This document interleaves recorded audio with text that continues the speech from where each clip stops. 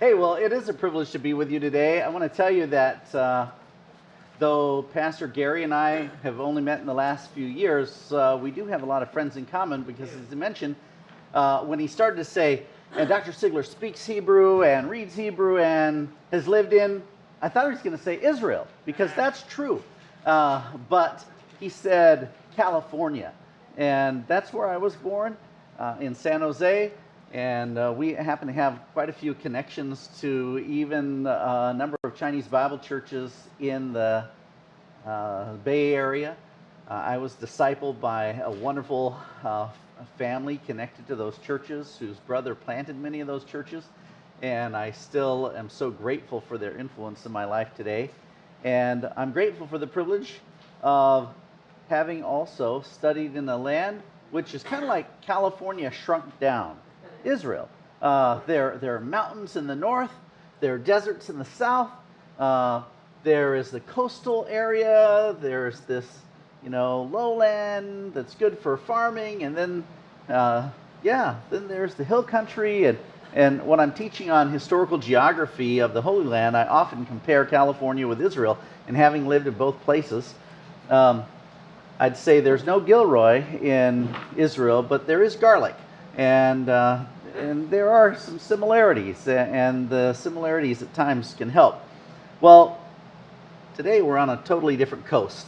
We're in North Carolina, and now we're experiencing something in North Carolina that we don't get to experience very much. It even snowed, and then people shut down and they're scared to death. And I lived the last 20 years before moving to North Carolina in Chicago, and we would just call this winter.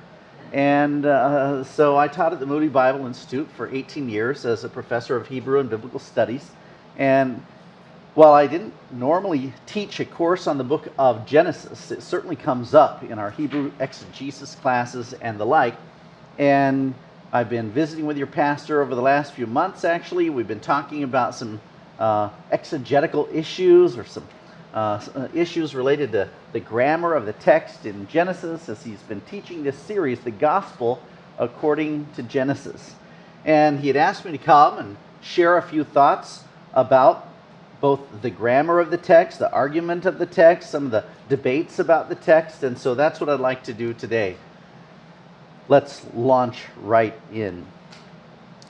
Perhaps we could even begin by asking a few questions. Questions that many people begin to answer when, they start thinking about what really matters in life. Perhaps they'd ask some of these big philosophical questions like, why is there something rather than nothing? Where do I come from? And what is the meaning of life? Is there a meaning to life? What is marriage about? And why do people get lonely? Why is the world so full of pain and suffering? Why is it so chaotic? Or they might ask, who are the Jewish people and why does that matter? Or, how am I supposed to view Israel and my connection to it? Is there a connection to Israel? Why do patterns of behavior repeat in families? And who is God and what is he like? What's wrong with people? Or maybe that's another way of asking, what's wrong with me? What hope do we have? And for the answer to these and many other questions, we would turn to the book of Genesis. Because the book of Genesis, which in Hebrew is the word Bereshit, it means really this whole phrase that gives us the name of the book, in the beginning. And whether you translate that into English and use this word Genesis would be a form of the Greek word for beginnings. It is really this phrase here on the far upper right of the screen, Bereshit. It's a phrase that is a time-oriented indicator, a temporal adverbial clause, if you will. Can I get grammatical with you? I guess we're all going to have to learn pronouns soon. So we might as well learn some grammar today.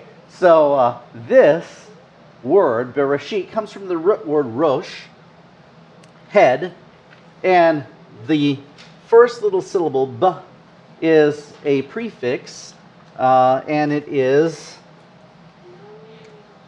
essentially translated in, or in the, and then beginning, in the beginning. This is how it all started out. This is how things began.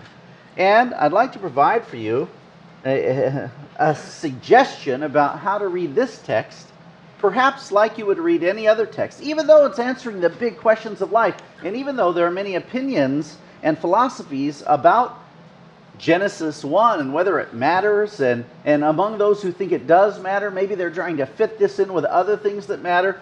I would like to suggest to you that we'll take a literal, historical, grammatical approach to the text that suggests a straightforward reading, recognizing the genre of Genesis as factual history, not myth or poetry, and I'd like to suggest to you why that's so. If my wife called me one day on my way home from work and said, "Hey, can you stop and get some eggs on your way home?" chances are pretty good that I would do the right thing, because those words have been used by us in the past. Eggs are something we refer to on a regular basis. Would you like some eggs for breakfast? And maybe the answer is yes. And so I kind of know what to expect. I might hear something like, "Do you want scrambled or fried?" And normally we're talking about chicken eggs, not ostrich eggs, not quail eggs. I mean, I suppose you can find those. And in some upscale groceries, I've noticed that you can buy quail eggs more and more these days. But if I'm wanting a 2-egg omelet, I'm probably not wanting a 2 quail egg omelet. Context really matters. And the ways terms are used on a regular basis at times will then give us an expectation of how those terms can be understood today. So again, if my wife called and asked, "Hey, can you bring some eggs home?" I can promise you I'm not going to stop off at something like Hobby Lobby and look for some like decorative ceramic eggs. I probably won't look for some specialty store that has leftover Easter eggs, maybe that clasped together, that are made out of plastic. And I probably won't look for some little chocolate foil wrapped candy eggs. I'm probably just gonna bring her some eggs, like without description, without definition. I'll just bring her what she's looking for, because we've talked about this. And in fact, this is true for Moses as well, who is the writer of this text. And I know we have several assumptions that are already being made. There was a Moses. The Hebrew language would have existed in the time of Moses. God spoke to Moses. God instructed Moses about what to write, and then Moses wrote. The same Moses who took the children of Israel out of the land of Egypt and brought them to the foot of Mount Sinai, where God made a covenant with them. And thus, when Moses wrote about these things, he is writing in the context of all of the Torah, all of God's instruction that was then offered at Mount Sinai. He's looking back and he's instructing Israel, and perhaps he's even instructing them kind of as a whole. You have the Torah, the first 5 books, the Pentateuch, which concludes with Israel on the plains of Moab in the book of Deuteronomy just before they enter into the promised land, and he's telling them what to expect. Perhaps it's at that time that they are delivered with all the goods of these instructions that are written down by the hand of Moses from the mouth of God. And in this context, Moses has already put together commands from the Lord about celebrating the weekly Sabbath. He's already spoken to them about God, the Creator, the one who brought us out of the land of Egypt, he might have said. And thus there are a number of straightforward things that are spoken of here in this amazing text. As it opens, Barashit bara Elohim et hashamayim ve'et haaretz. In the beginning, God created the heavens and the earth. we are introduced to a text that speaks not in terms of debate about whether there is or is not a God. There is an assumption that there is a God. And that he's so authoritative that when he acts, all that he rules falls into obedience. In fact, the text will go on to say, "V'ha'aretz hayta tohu v'bohu v'choshech al panei hachom." And the land, the earth, was formless and void, and darkness was on the face of the deep. V'ruach Elohim merachefet al panei hamayim, and the Spirit of God hovered over the face of the waters. And then we have, at this moment where there's such chaos and uncertainty, you have this formless and void land. V'yomer Elohim, and God spoke. Verse 3 that begins this phrase, "and God spoke," opens with such majesty because you have the chaos, the formlessness, the void, the darkness that are all threatening terms. And into this threatening, unformed, and unfilled world that God had created. But it wasn't inhabitable, it wasn't perfect and ready for human existence. Into this chaos, God speaks. Verse 3, "V'yomer Elohim," and God spoke. And you know what happened when God spoke? V'yehi o.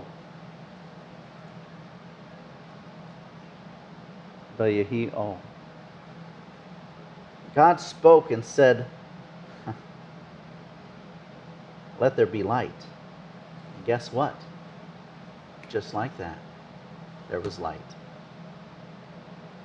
When you think about the power on display by Almighty God, that into the darkness, into the choshech, which is a word that has been used in this text, into the world of tohu v'bohu, in this world of formlessness and void, into the world of chaos, that God speaks, and then it happens.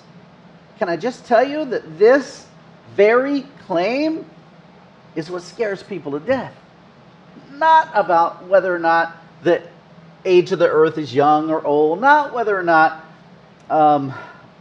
there is some sort of pattern of poetry going on in the text, not whether or not we should see various opinions about the individual meanings of some of these words. You know the biggest threat?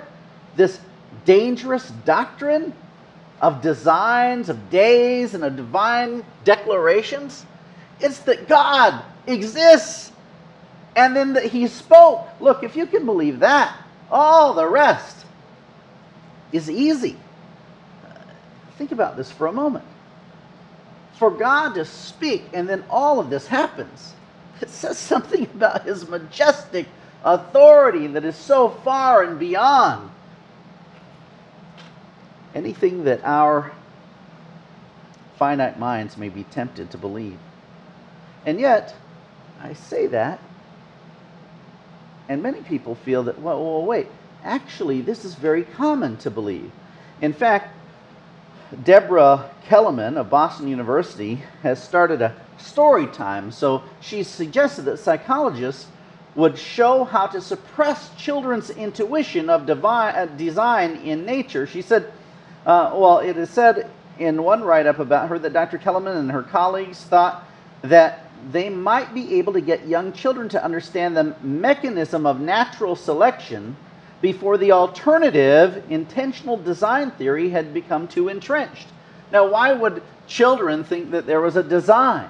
Why would children even be tempted to think that, there must be a purpose to things? Well, because, even from the moment that they are hungry and they want a bottle, pretty soon they know where to go to get this bottle. Someone's going to give it to them. And someone's going to get it ready for them. and maybe even heat it up for them. And before they get it, they see all of this happening. They realize things don't just appear. Things are made and prepared. Whether it's their toys, they know that maybe they come from a toy store. Or food, have you noticed that kids, even before they can read, can spot big logos like a huge yellow M when you're driving down the road? Like, oh, and they're, and they're asking for things even before they can talk. That they know things come from places. And these ideas that there is some design behind the world is common. In fact, Paul Bloom of Yale has said, one of the most interesting discoveries in the developmental psychology of religion is that this bias toward creationism appears to be cognitively natural.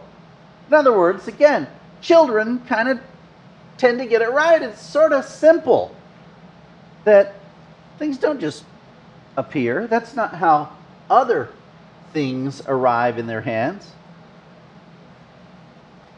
And therefore, a belief that God spoke and said, "Let there be light," and there was light. I mean, this is kind of threatening if you want to maintain a purely naturalist, purely secular, resistant to divine authority worldview. Stephen Gould of Harvard has said most species appear in the fossil record looking much the same as when they disappear. I mean, was it a fish? It's still a fish. Did you find a bird fossilized? Well, whether it was young or old, it was a bird. In any local area, a species does not arise gradually by the steady transformation of its ancestors. It appears all at once, fully formed. What do you know? That's what we should expect from reading the book of Genesis. Because God did not, according to the biblical text, create these amoebas from which then fish came about, from which then reptiles came about, from which then birds came about, from which then somehow, this gradual evolutionary model where we had humanoids and then these human-like beings eventually evolve into fully formed humans. No, we're going to see this in the text of Genesis, and God said, and there was. And it was all there, all at once. In fact, Richard Dawkins, an evolutionary biologist and emeritus fellow at Oxford for many years, said, it is as though they, the fossils, were just planted there without any evolutionary history. Needless to say, this appearance of sudden planting has delighted creationists. Both schools of thought, punctuationists, God created, boom, right, all at once, and gradualists, God created, but through a gradual process of evolution, despise so-called scientific creationists equally, and both agree that the major gaps are real, that they are true imperfections in the fossil record. The only alternative explanation of the sudden appearance of so many complex animal types in the Cambrian era is divine creation. And both schools of thought reject this alternative. We come back to the text of Genesis 1, and we open in the beginning. God created the heavens and the earth. Just like you have in the English text, by the way, in front of you. In the beginning, God created the heavens and the earth. And as He created, He creates in a, straightforward manner. As we read Genesis 1:1, this phrase in the beginning, this is the same beginning referenced in John 1:1 in the New Testament, where in the beginning was the Word, and the Word was with God, and the Word was God. The same was in the beginning with God. It was this Word who became flesh and dwelt among us, the same Word identified as the Messiah, Jesus, who is himself the Creator, he is right there creating. In fact, John 1 tells us that there was nothing that was made that was not made by him. This, in the beginning, parallels the same beginning about which Jesus is the beginner in John 1. And this phrase in the beginning, again, happens to be an adverbial clause. Some would call it a temporal clause, indicating time when the action of the verb took place. In other words, the main verb is going to be bara, to create. And who is doing the creating? Elohim. In the beginning, God created. This tells us when the creation took place. Essentially, we could say, if it's a temporal clause, this is telling us something about time. And it's telling us about really you could say like when time began, God created. God lives above and outside of time. He is the same yesterday, today, and forever. He is not constrained by time. Maybe the illustration of looking at a parade, whether you're on the sidewalk and the parade is coming by and you see the floats and the marching bands and the various groups going in front of you, that's so different than watching from the top of a building where you see the beginning and the end of the parade all at once. God is outside of time and creates time and uses time. And in the beginning, he created all that there is. As we would note the narrative here that speaks of God's creative act, we not only have this phrase that in the beginning God created the heavens and the earth, we have this little particle. It looks sort of like, just a little stick there with a little curve in many forms. In modern Hebrew, you can just have one straight line. It's easier to write that way. It's the letter Vav. And Vav is a conjunction. It's like and, but it could be a contrastive conjunction, so it could be like but. And if you point it differently so that it's pronounced O instead of ve, then it could mean or. And so it connects various things, and here it connects a noun to the previous phrase. In fact, it's the same noun. Do you notice the end of verse 1, ha'aretz, and the beginning of verse 2, ha'aretz? You don't have to know Hebrew to notice that these symbols look the same. Notice how the verse reads in English. In the beginning, God created the heavens and the earth. The earth, you see, that's the word that's repeated, was without form and void, and darkness was over the face of the deep. And then you have at the beginning of verse 3, the same letter, the letter Vav. Veyomer Elohim vayehi o. And God spoke. So what is common in Hebrew is to take this Vav, which is connected to the verbal clause, veyomer, and spoke. And then this is how do the grammarians call it? A VSO language instead of an SVO language. Instead of SVO, subject, verb, object, it's VSO. It's verb, subject, object. So VSO and spoke. Subject, God. Object, whatever he said. See? So you have this break in the way we would translate the Hebrew. We would say, Ve yomer Elohim, translated, and God spoke. There's the verb.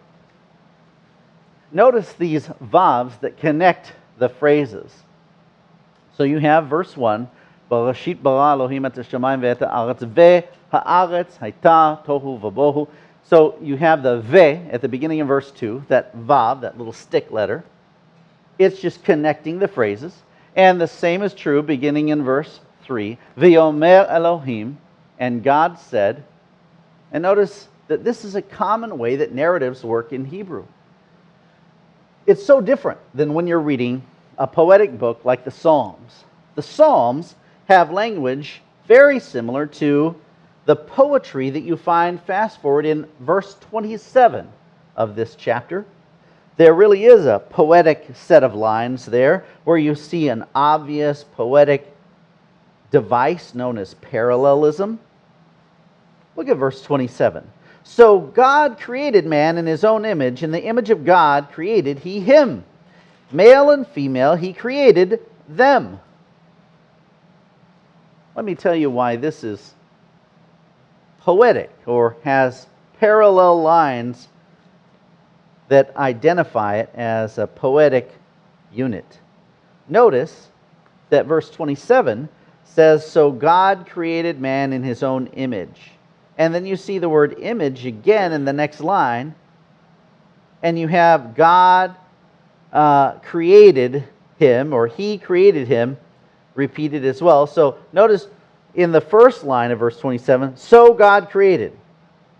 And then in the last line of the second stanza, if you will, or second line, he created him.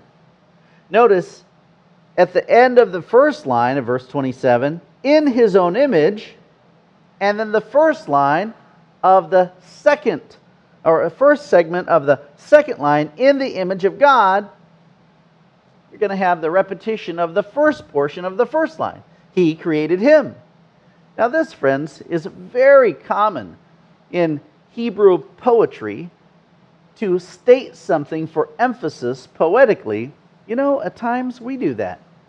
Even when we're communicating in what we might call regular prose or regular speech. We're telling a story about how something happened, and then we might throw in some little poetic zinger. Maybe it's a well-known proverb or a piece of advice that is, going to be readily accepted. Maybe it's something that just supports what you've been saying in your story, but you throw it in there as a poetic line just to perhaps emphasize a point, or to make sure people are tracking with you, or to confirm what you have been saying all along. You see, previously, in verses 24 through 26, God has been creating on the sixth day, and he says in verse 24, let the earth bring forth living creatures according to their kinds, livestock and creeping things and beasts of the earth according to their kinds. And it was so. And God made the beasts of the earth according to their kinds, and the livestock according to their kinds, and everything that creeps on the ground according to its kind. And God saw that it was good. By the way, notice all the episodes of the word and. Guess what that is in Hebrew? Remember? It's the vav that appears numerous times, because that's the way communication is done in Hebrew. You might be told when you're writing a paper in English, cut out all the excessive uses of these conjunctions. You don't have to say and this and that. You might be told, don't start a sentence with and. But Hebrew loved doing that. And it's not against the rules at all to put these vavs in order in the text. And this happened, and that happened, and that happened, which connects the previous line and the previous ideas. Notice verse 26, then God said, which guess what? That's just a change up by the English translators, because guess what that little letter was in Hebrew for then? It's that little line. Same thing. It was the vav. It's another and. And God said, let us make man in our image, after our likeness, and let them have dominion over the fish of the sea, and over the birds of the heaven, and over the livestock, and over all the earth, and over every creeping thing that creeps on the earth. So now we have this poetic summary, like stepping back and saying, look what God just said He did. God created man in His own image. In the image of God He created him. Male and female He created them. Notice then you have the repetition of created, created, created in all three lines of verse 27. And who did the creating? God did the creating. In whose image did He create human beings? In His own image. And how did He create them? He created them in a gendered fashion, male and female. And God blessed them, verse 28. And God said to them, and you can imagine, every time you're seeing the and, it's this little stick of a letter in Hebrew, vav. Ve, God blessed them. Ve, God said to them, be fruitful and multiply, and fill the earth, and subdue it, and have dominion over the fish of the sea, and over the birds of the heaven, and over every living thing that moves on the earth. In other words, notice how God created humanity with such care that He invested in humans His own image. He created us to be little versions of Himself with qualities like His own. He is the master of all that He has created. And in a similar way, He's asked us to be little sub-masters, little managers of His creation, to subdue the earth and the other life forms here, the animals, and it is only human beings who are created in the image of God. You see, this is why this becomes a rather dangerous set of doctrines related to design. Because, wait a minute, you mean you're going to answer all of these big philosophical questions, assuming that there is a God and He's all-powerful and He has spoken, and when He speaks, things just happen the way He says for them to happen? That's miraculous. I was listening to Pastor Davey at the Shepherd's Church in his new podcast where he's going through the Bible in 3 years. And he had a little section on Genesis 1. He mentioned that many people, when they read the days of creation that are listed here, think, wow, God made all of this in 6 days? What a miracle. And he said, really, the miracle is that He bothered taking 6 days to do it. Because you notice, He just speaks and things happen. He could have said, make the whole creation. And it could have happened instantaneously. But He chose to have such detailed design behind His creation. When some are reading our text, perhaps there would be a temptation to say, well, how could all of this happen in just 6 creative days? I mean, whether you look at the various theories that might be popular in Genesis chapter 1, whether it's the young earth creation view supported by ministries that you might have heard of, like Answers in Genesis or Institute for Creation Research or several others, or the gap theory, where there was an original creation that was ruined and then it was reconstructed. This was the view of C.I. Scofield of the Scofield Bible fame.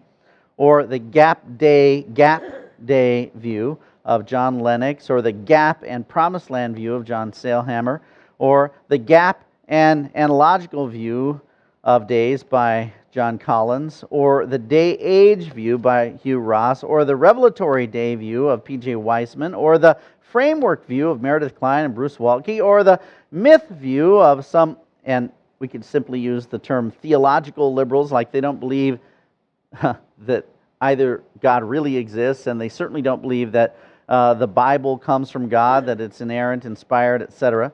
Or the cosmic temple functionality view of John Walton, my predecessor at Moody, who then left for Wheaton College. All of these views are attempting to in some way understand, well, is there something bigger to the story in Genesis 1? And let me say something friendly right up front. Because some of these people are my friends. And when I say friends, I mean either I've worked with them or we enjoy life outside of work together, or we know each other in some helpful way, or they're long dead before I was ever born and I just learned about them and respect their contribution in other areas. These are real people who were made in the image of God. And I think they're good-willed people overall. And I think they're smart people, smarter than me, and maybe smarter than you. And so I'm not in any way, when I choose to differ, I'm not saying that there might not be a point here or there where I see how you saw some of that in the text, or I can see that you're trying to reconcile certain words in this text with certain other strongly held beliefs.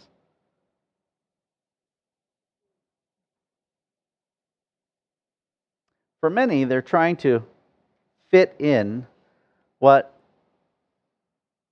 the majority of geologists in the secular world have told them they have to fit in. They're trying to fit in millions, maybe billions of years. Perhaps, some would say, these millions of years were spread over 6 non-literal days. Or perhaps these millions or billions of years are spread between the 6 literal days, like each day was a literal day, because the text does kind of hint at that by saying, and the evening and the morning was. So you would think if there's evening and morning, it's not a million-year day. It's like evening and morning. Or maybe they want to put them before the 6 literal days that God created, and then. Or maybe there were millions and billions of years even before Genesis 1 in some views. So, take your picture now. And we have all of it up. And this slide comes courtesy of Terry Mortensen of Answers in Genesis.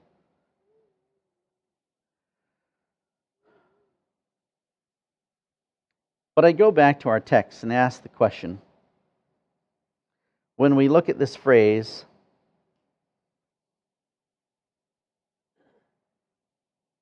in the beginning, I would suggest to you that when you see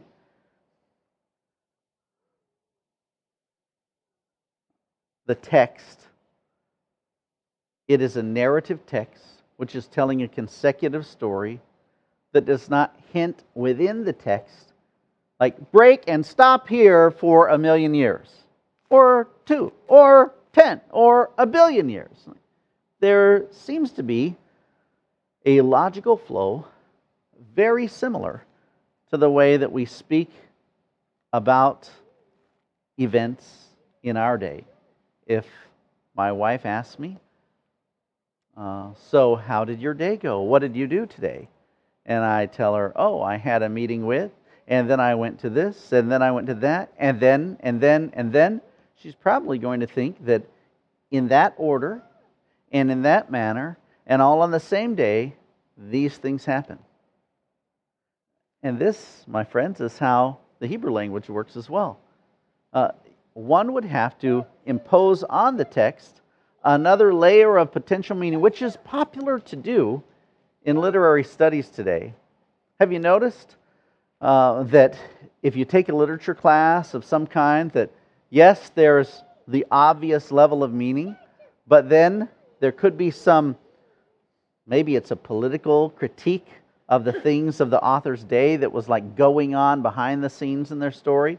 Maybe there is some additional meaning. I think of this with a sermon I heard on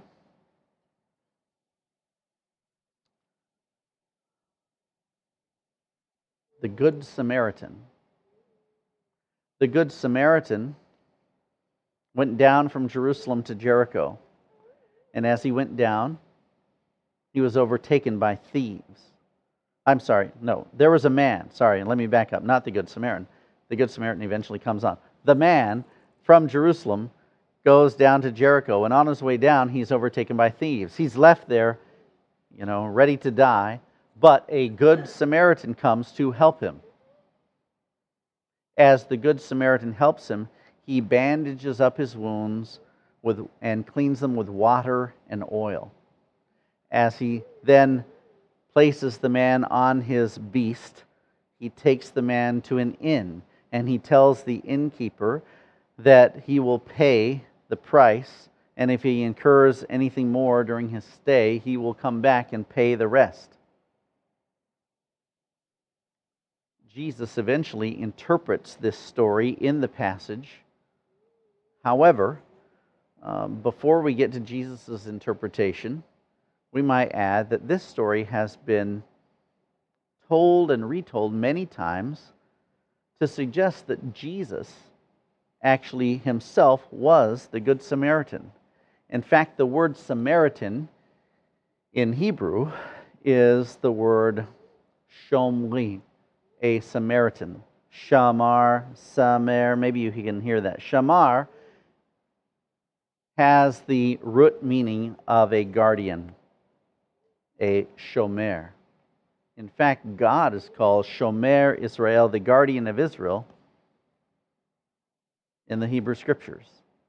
And therefore, Origen, who was an early Christian interpreter, said, watch this. The Shomri, the Samaritan, is the Shomer Israel, the Lord, who, in fact, ultimately, Jesus is the ultimate Shomer who watches over Israel. And therefore, based upon the potential meanings of this word, let's rethink this whole story. The man coming from Jerusalem down to Jericho is a picture of every man. The fact that he is beaten by thieves and is left to die is a picture of the fall into sin and our hopeless condition as sinners. The fact that Jesus comes along to help the man who had come from Jerusalem is a picture of Jesus coming into our lives, that he cleanses the man's wounds with water and oil, is a picture of the Holy Spirit.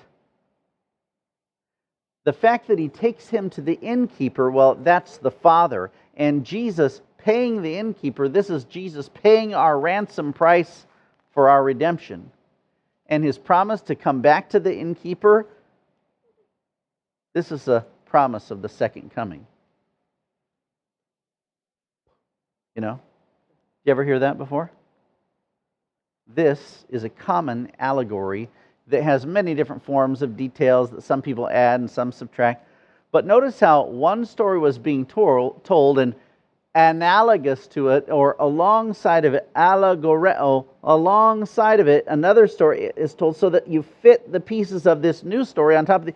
So, according to many interpreters, including Origen, whom one hermeneutics professor I had called him the origin of all error in biblical interpretation, because he treated most of the Bible this way. He allegorized it and told other stories on top of these stories. So you could read the one story, the well-known story of the Good Samaritan, and someone says, no. If you're just reading it like it is in the text, that's a very childish, simplistic, straightforward reading of the text. If you want to get to the deeper meaning of the text, you need to look underneath the words in the text. You need to look for the deeper, the hidden meaning, the allegorical meaning, and you would find that that meaning flips the meaning of the text from a man going from Jerusalem to Jericho who was met by a good Samaritan and helped by him. And we'll say, no, this is a story about Jesus.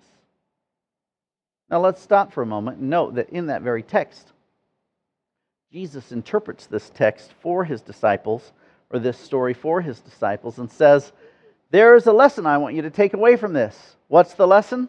Perhaps you know the story and you know the lesson. Love your neighbor. Love your neighbor. That was the message of the Good Samaritan.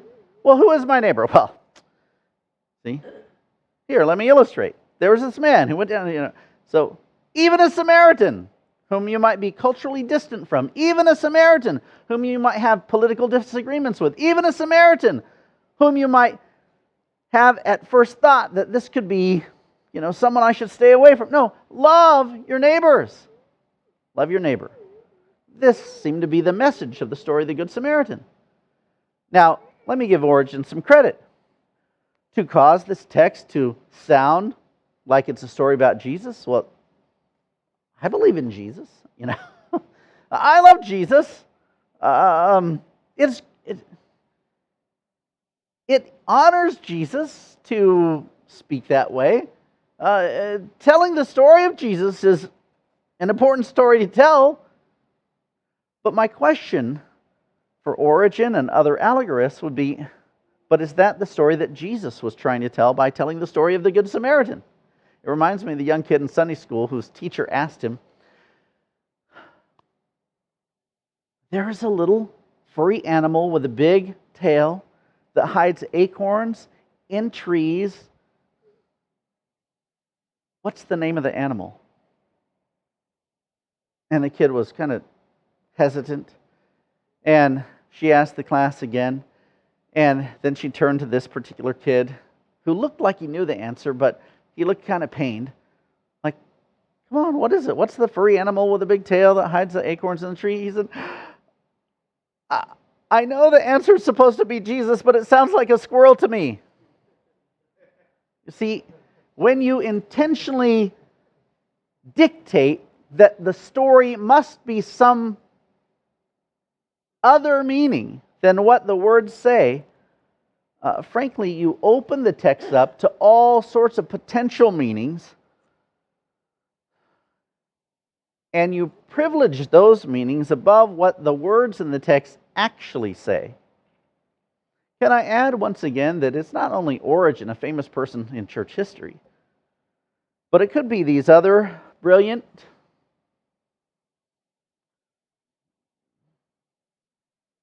careful readers who are attempting to, not only accept that the story of Genesis is telling us something important, but then to fit in with that something they also believe is very important, like Origen did for the Good Samaritan narrative with Jesus. The story of Jesus is very important. It's just not the story that Jesus himself was telling by telling the story of the Good Samaritan. And to try to merge the two at times strips away from the text of Scripture its authorially intended meaning. These concerns about millions and billions of years and the evolutionary process have caused some interpreters to ask their friends, these are real people who hold these views, people that you might respect for their erudition and accomplishments, and these are not stupid people who just came up with a harebrained idea. I want to respect my colleagues who hold to these views, but I was reminded of one particular academic meeting when one of these views was being put forward, and a person just kind of humbly asked, do you think Moses was aware of this perspective? Like whether it was one of these many possible views of Genesis chapter 1.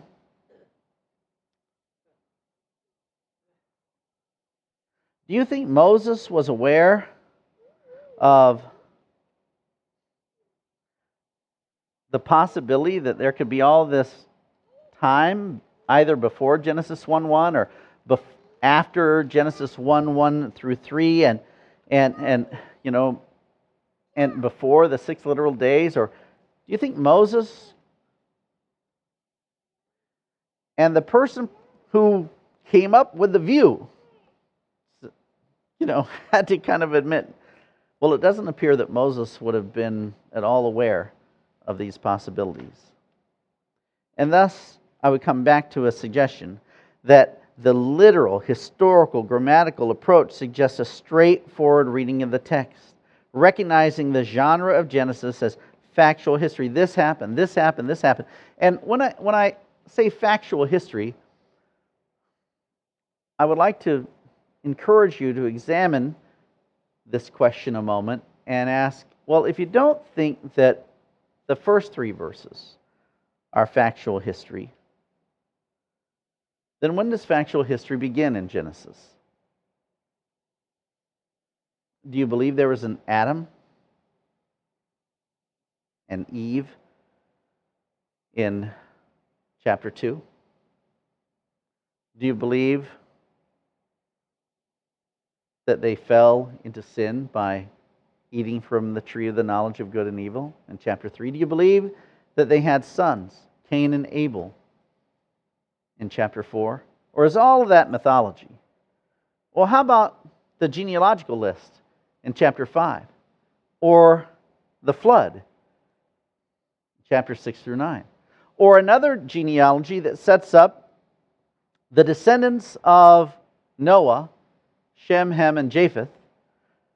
Shem, from which we get the Shemites or Semites, the progenitors of, well, people like Abraham and Isaac and Jacob. Are they real people? Did God promise to work through a covenant with the people of Israel so that through Abraham's offspring he could bring blessing to all the families of the earth? Is that historical or mythology? Did Abraham's descendants eventually go into the land of Egypt,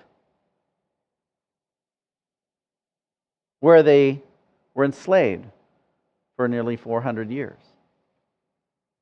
Was there an Exodus? Was there a Moses?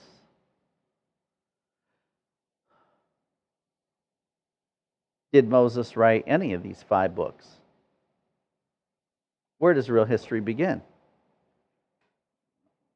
Was there a Joshua? Was there a conquest? Were there judges ruling Israel before Israel had kings? Was there a Ruth, the Moabitess, who married in to the line of promise and eventually became the great-great-great-grandmother of King David? Was there a David? It's been very popular to not only view Genesis as mythology, but to view all of the Bible as myth, to suggest that none of the Bible is historically accurate or trustworthy, and yet the whole field of biblical archaeology has fascinated people for centuries. The fact that there are artifacts or that these pieces of history that are still with us today mention some of these characters by name, and even with genealogical references to situate them so that it's not like someone just found a camel keychain that once had the name David on it. No.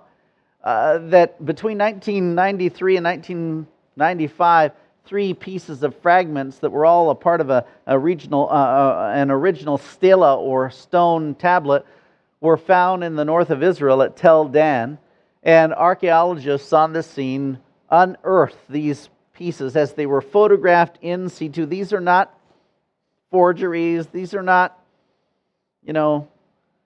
recent reproductions. This was the real thing unearthed out of the ground.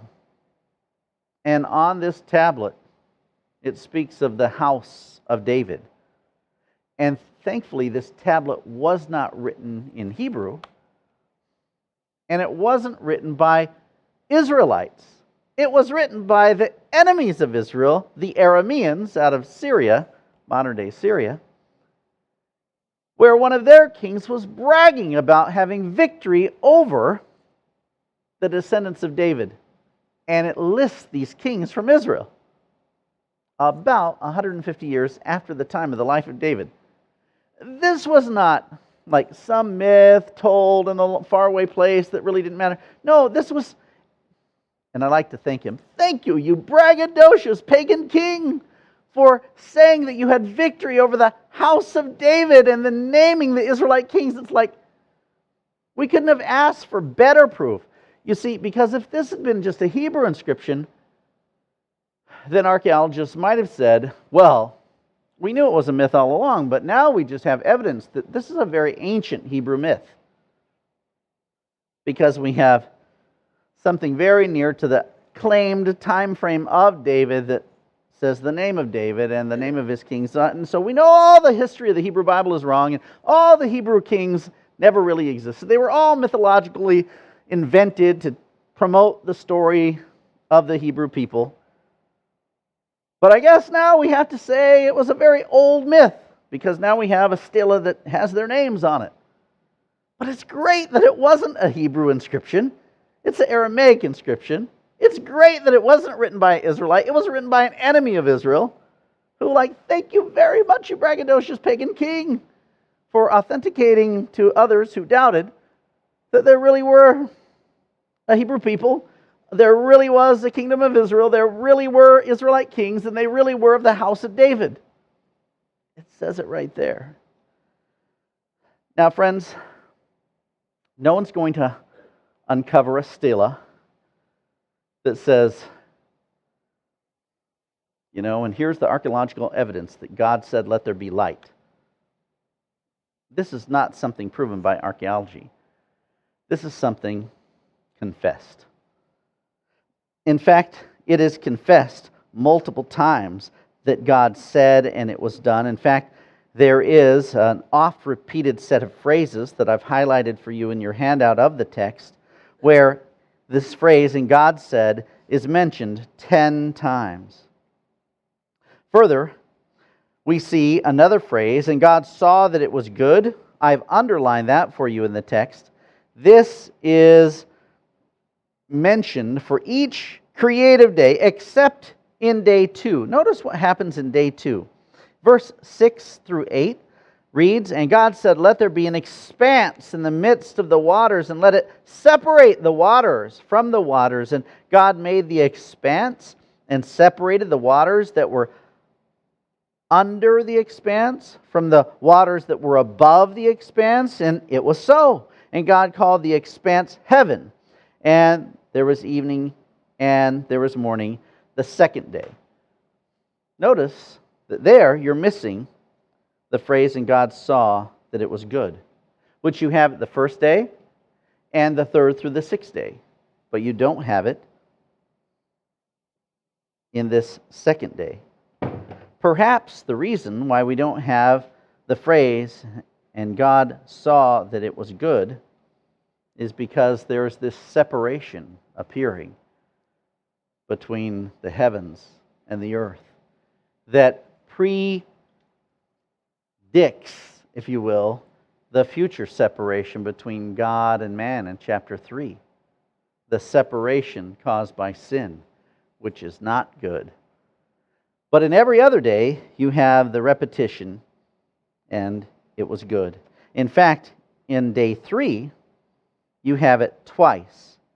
And by the way, these days of the week, day 1, day 2, and so forth, this is how the days of the week are called in Hebrew, in modern Hebrew today. Sunday is Yom Rishon, the first day of the week.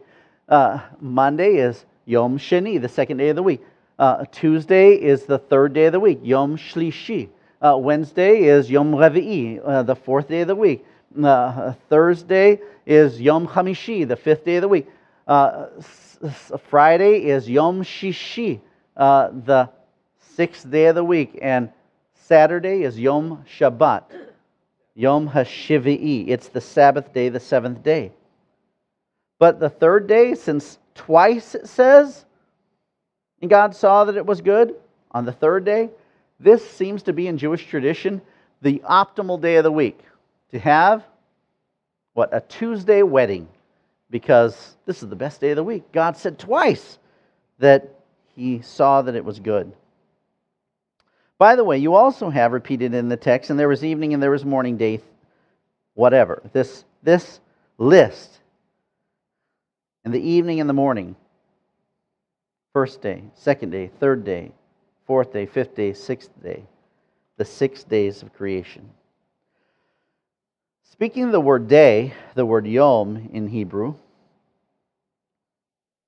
I want to also add that numerous studies are out there which you can find, and I've listed some on the back, especially the one by Robert McCabe, A Defense of Literal Days in the Creation Week. He says, when a singular day, yom, has a distinctive relationship with a numeral and the phrase evening and morning, the unambiguous meaning day is a 24-hour day.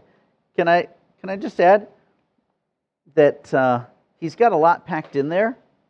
So if you have a number like first day, second day, third day, then you would normally expect, I'm not saying you can't invent a scenario where it could mean something else. I'm saying the normal reading of the text, the one that you would expect, like first day of the week, okay, that's Sunday. Second day of the week, okay, that's Monday. You would normally expect it to be referring to a 24-hour literal day. But the fact that you couple that, it's numbered, second day, third day, fourth day, with evening and morning, gives it even more indication that the author intended for us to see it's a 24-hour literal day.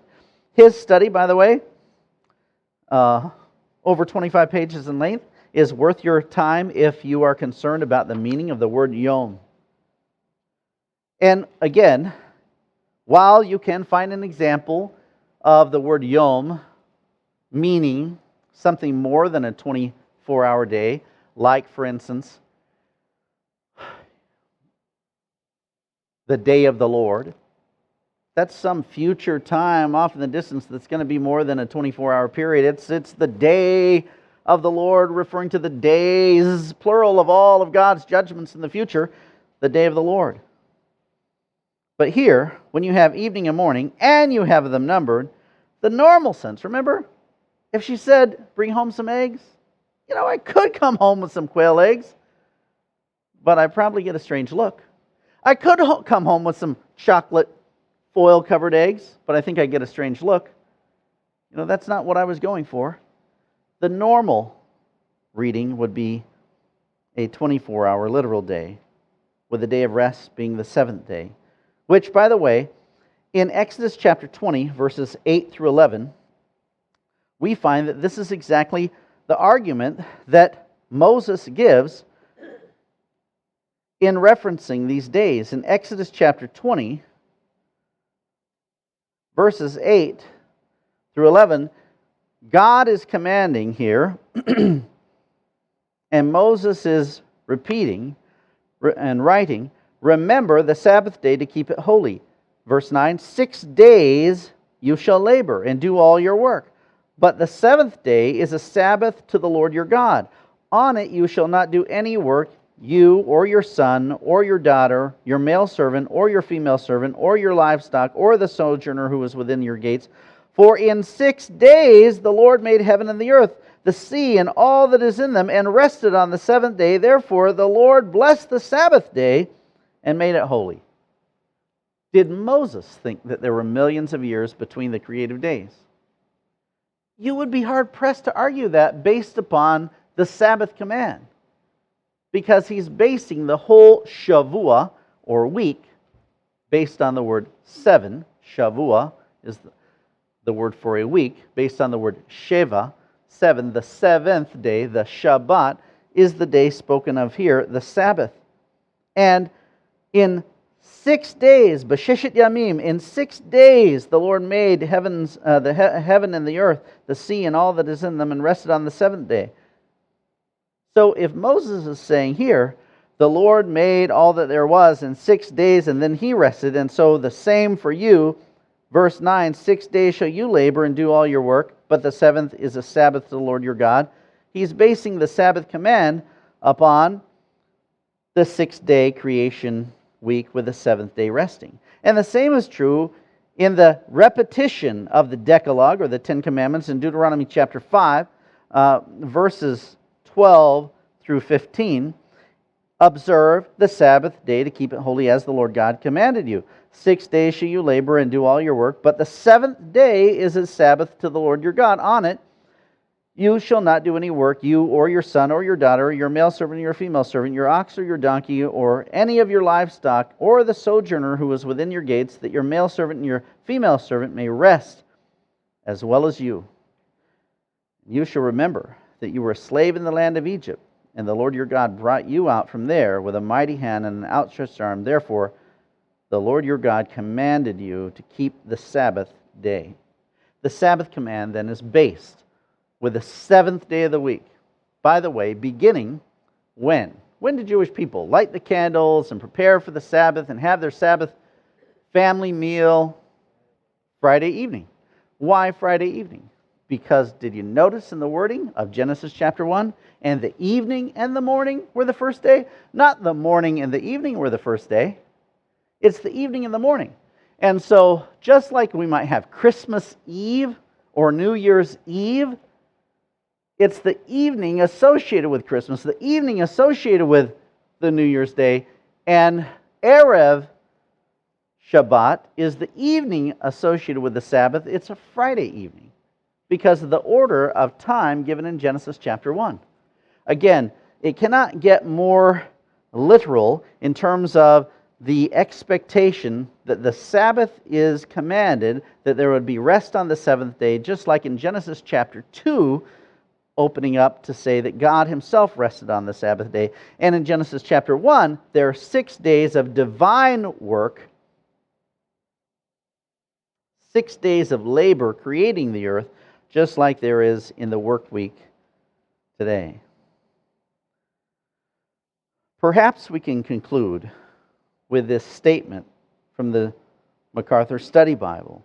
It simply reads, "This description of God creating heaven and earth is to be understood as, one, recent, like as in thousands, not millions of years ago." And why do we say that? Because the rest of the book of Genesis is going to go on and give some genealogies and going to tell how long people lived, and then they died, and then they died, and then they died, and who their kids were, and how long they lived, and then they died, and then they died. If you begin piecing this genealogy together, there is no suggestion within the text itself of a possible millions and billions of years. This creation was, number one, recent, thousands, not millions of years ago. It was also from the Latin ex nihilo, or out of nothing. God did not form the earth out of other substances.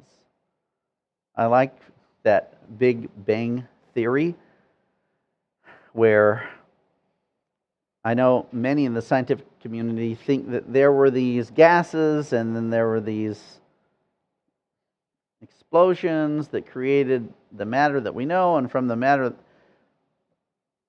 I like another Big Bang theory. It simply says, God spoke, and bang, it happened.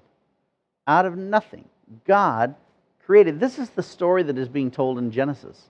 I know we can attempt to reconcile this story with other things that we hear, and we've grown up with hearing that science teaches us. Perhaps you've heard that phrase a lot lately. Trust the science. And then, you know, whether you're on this side or that side of any political spectrum today, you know that more is being communicated in the name of science than science can prove.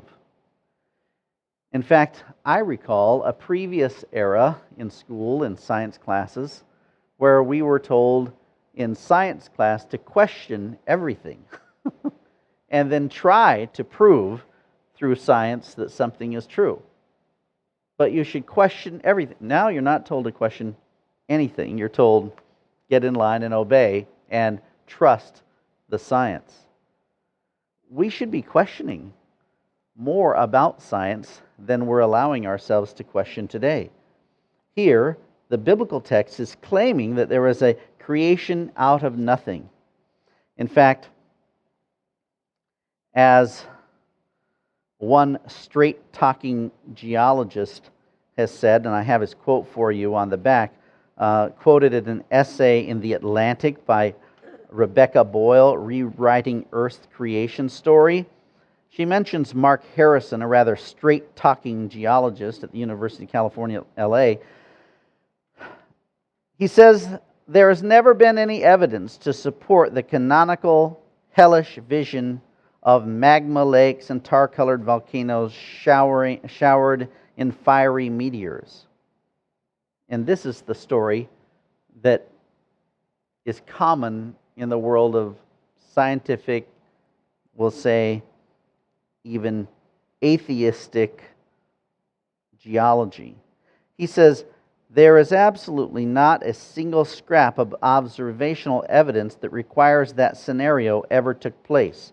The Big Bang and these volcanoes and these magma lakes. And we, as a scientific community, created an origin myth that has no more intellectual value than one Genesis. In other words, he's confessing, and not many will confess this, that as a geologist, there simply is no evidence for this theory that is promoted by other geologists. It's a creation myth, he says, and notice he's not complimenting or advocating for Genesis 1. He's just saying this is as big of a creation myth as what he believes about Genesis 1. He says, although we're very quick to criticize those that operate on faith, that's actually what we did. We weren't there. We didn't see it happen. There's no observational evidence that our geological story is true. But to claim that it is just like the claim that is made by those who believe that Genesis 1 is true. Well, and perhaps that's why, in a context like this, I'm not trying to argue scientifically for the evidence of the Genesis creation account. What I can do is simply confess that I believe it, that I believe in the God behind it. I believe in the God who communicated His truth through Moses, who wrote it down. And I believe in the words of truth. Third, MacArthur's Study Bible says that this creation should be understood to be recent, should be understood to be ex nihilo, and third, special. In other words, in 6 consecutive 24-hour periods called days, and further distinguished as such by this phrase, there was evening and there was morning. Scripture does not support a creation date earlier than about 10,000 years ago. Well, that's what I would confess to believe. And I would invite you to confess that you believe the words of Genesis, that you believe in the God of Genesis. You believe that He is the one who eventually chooses Abraham and the Jewish people, and through Abraham's offspring intended to bless all the families of the earth. If that's your confession today, I'd invite you to pray with me. Let's pray. Lord, as we look at the introduction to your creation, we thank you for revealing yourself to us, for choosing Moses as your communicator by pen, to write these words, to have them preserved for us, that you communicated them to the children of Israel on the plains of Moab before they entered the promised land, and that as a nation filled with scribes and priests, they recommunicated these truths generation after generation after generation, writing them down, passing them on, telling this story of your great name. Father, I ask and pray that you would help us to be those who gladly confess your truth, who read a text like this without even the temptation to scratch our heads in disbelief and to say that could never be, but to bow our knees and hearts and to thank you that it is so. We ask that you would help us to do that today in Jesus' name. Amen.